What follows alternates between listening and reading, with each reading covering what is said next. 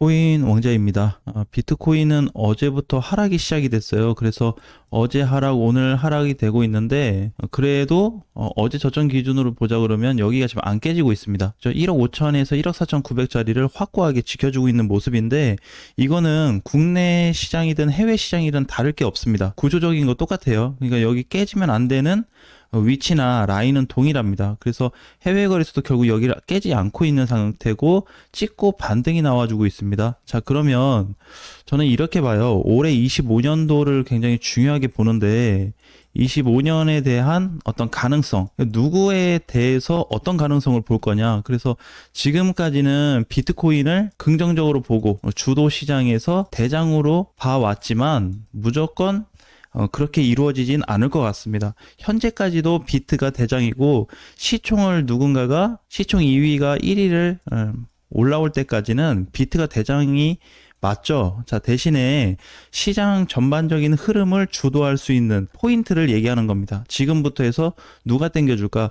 근데 좀 문제가 되는 거는 이더리움하고 지금 보게 되면 극과 극의 모습이에요. 그래서 오늘 이제 그렇게 좀 말씀드리고 싶어요. 이거는 제 개인적인 의견이기 때문에 비트는 이제 조정이 좀 들어갔으니까 눌리기는 해도 시장이 올라가주면 단기 반등 정도는 나올 수 있습니다. 대신에 주도할 수 있는 상황은 아닙니다. 자, 이렇게 정리하면 이게 다예요. 그래서 올해 1월부터 현재 뭐 이제 5월 말까지 보자면은 이런 포인트가 결과적으로 나타난 게 비트코인이에요. 그래서 25년도에는 운명이 갈라질 것 같습니다. 그래서 이더리움하고는 이제 23년도 전까지는 같은 움직임이었는데 23년도 땡 하는 순간부터 다르게 가고 있단 말이에요. 그것도 문제가 되는 이유 중에 하나입니다. 그러면 이더 플러스 알트는 어떻게 전체 상승을 주도할 수 있어요. 왜 그러냐면 지금 주도 기능 자체가 없습니다. 비트코인한테. 그래도 1등은 맞습니다. 현재 시장에서 비트코인이 1등이 아니라고 하는 거는 좀 잘못된 거지만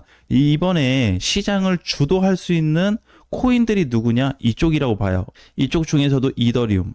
근데 이거를 국내 시장으로 이걸 살펴보면 어떡하냐? 근데 국내나 해외나 똑같습니다. 뭐가? 이 구조, 이 내용은 똑같아요. 변하지 않습니다. 이게 변하면 한쪽만 적용된다? 그거는 말이 안 되는 거잖아요. 그래서 이더리움 같은 경우에는 이제 해외 국내에 대한 포지션이 등장이 됐고요. 완성체로 나왔습니다. 그러니까 이더가 반등이 나올 수 있는 조건을 다 갖추어 놨어요. 네, 그래서 조정이 만약에 오늘 뭐 올라갔다 살짝 눌린다 그래도 그냥 계속 이더는 상승 쪽으로 봐야 되는 거고 언제 터질지 모릅니다.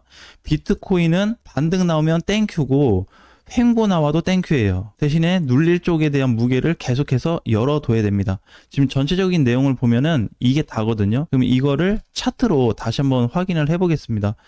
비트코인은 현재 1억 5천인데 하단부를 아직 안 깨고 있단 말이에요. 주봉에서 보면은 되게 불안정해요. 뭐가 불안정하냐면 올라가 줄수록 이게 올라가는 패턴이 나오면서 강세가 지속이 되거나 보통은 이제 계속 올라간다는 조건 하에 아니면은 강세 수치가 늘어나야 돼요. 계속 증가가 돼야 되거든요. 이게 지금 없습니다. 비트코인한테는. 과거에 보면 많이 올라갔을 때가 21년도하고 23년도, 24년도 비트코인 잘 갔거든요. 그때마다 비트한테 나타났던 증상은 이거 두 가지였습니다. 근데 이번 반등만 딱 계산하자면 이게 없어요. 그래서 앞전 전고점에 대한 부분을 계속해서 이제 문제를 좀 보는데 여기보다는 여기에 대한 시세가 줄어들었고 국내는 넘어가지 못했지만 해외는 뚫고 밀리고 있거든요. 결국 개념은 똑같습니다. 똑같아요. 어차피 시스템은 똑같다 이거예요. 그래서 해외 거래소도 지금 당장 못 가는 이유 중에 하나가 조정폭이 발생했을 뿐더러 이 강세 지속될 수 있는 수치가 계속해서 떨어지고 있다는 겁니다. 그게 이제 제일 아까운 소식이죠. 근데 더 안 좋게 보자면은 일봉상 봤을 때 조정받을 수 있는 공간을 계속해서 열어놔야 됩니다. 이게 비트코인의 최대 단점이에요. 그러니까 장점으로 보자면은 저는 이렇게 보거든요. 그래도 이번에 이거 반등 좀 나왔잖아요. 이런 식의 반등은 나올 수 있습니다. 예를 들어서 이더리움하고 알트코인들이 너무 세게 올라가 버린다. 예전처럼 막 10% 20% 이렇게 막 덩달아서 다 올라가는 시세라면 이때 비트코인도 올라가요. 이런 식으로 올라가는데 크게는 절대 못 갑니다. 네, 여태까지 한 대략 10년 정도의 비트코인 그 역사나 동향을 보게 되면 이더리움이 강세가 나올 때 비트코인은 약세로 들어갈 수밖에 없어요. 자, 그럼 반대로 얘기하는 건데 지금 비트코인이 단독 질주가 나왔잖아요. 계속해서. 비트가 23년도부터 지 혼자 질주했기 때문에 누가 못 갔습니까? 이더리움이 못 갔습니다. 이거는 명백한 증거로 남아 있어요. 과거 기준부터 따지자면. 그러니까 이더는 지금 반등은 나오지만 전체적으로 보면 하방이잖아요. 비트코인은 여기 있는데 지금 이더리움은 빠졌다가 바닥 찍고 지금 여기 있단 말이에요. 구조적인 부분이 너무 다르게 나타나고 있습니다. 그 다음에 이더리움에 와서 보게 되면은 단기 상승에 대한 돌파 위치가 확고하게 나타났죠. 어제 추세 돌파 이후에 해외 거래소도 지금 동일하게 돌파 확정이 됐거든요. 그래서 아마 지금 시간이 1, 2분밖에 없기 때문에 해외 거래소 가격이 변할 가능성은 0%입니다. 지금 현재 시간대에서는 1분 안에 바뀔 가능성이 없어요.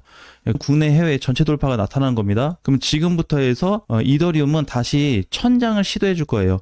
근데 만약에 이더리움이 올라가지 않고 떨어지면 어떡하냐? 떨어져도 문제가 안 되는 게 여기가 굉장히 두텁습니다. 되게 튼튼한 자리예요.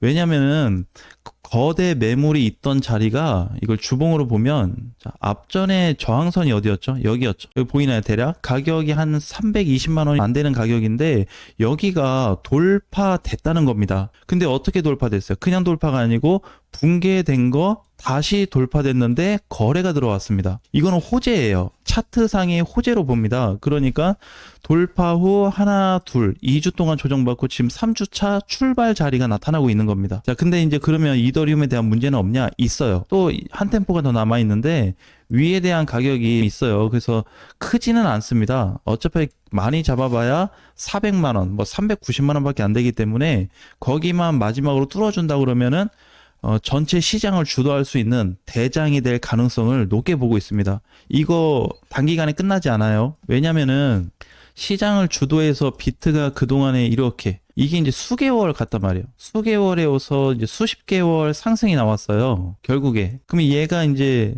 조정을 받고 못 간다는 거는 앞으로 이더가 주도해서 계속 가겠다는 거거든요. 그럼 앞으로 비트하고 이더는 이제 원수지간이 되겠죠. 절대 같이 못 갑니다. 사이클 자체가 변동이 생겼어요. 23년도부터. 그래서 이제는 비트 따로 가고 이더 따로 갈 거예요. 그럼 비트 갈 동안에는 이더하고 알트코인이 못 갈 겁니다. 계속해서.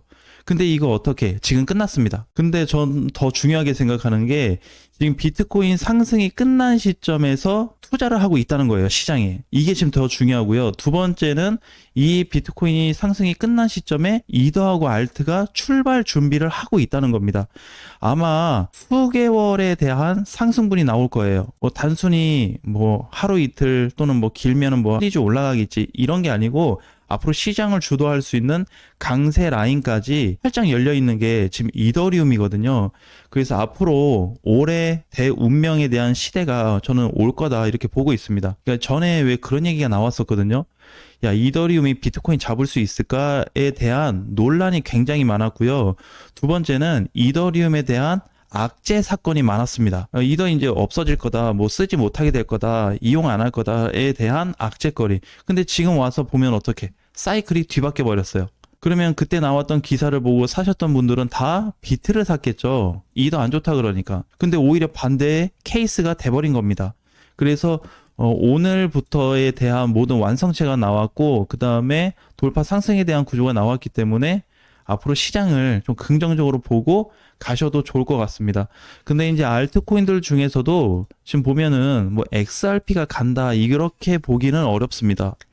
XRP도 보면 지금 1.4% 장중에 3%까지 빠졌어요. 비트코인 따라 같이 빠진 거죠. 이런 거 말고 정말 소외된 중소형 코인들, 중소형과 이더가 하나로 될 거다. 이렇게 세트. 왜냐면 비트도 세트 만들었잖아요. 비트하고 대형 코인들, 대형 ETF 예정인 코인들하고 세트 됐잖아요. 이렇게 분리가 되는 거예요. 이제 앞으로 계속 분리될 겁니다. 시장에 대한 지표나 시그널 같은 기준도 분리로 나타나고 있어요. 그게 이제 이미 나왔다는 거는 앞으로 시장에 대한 방향이나 흐름 자체가 완전히 뒤바뀔 수 있다는 거 꼭 기억하셨으면 좋겠습니다.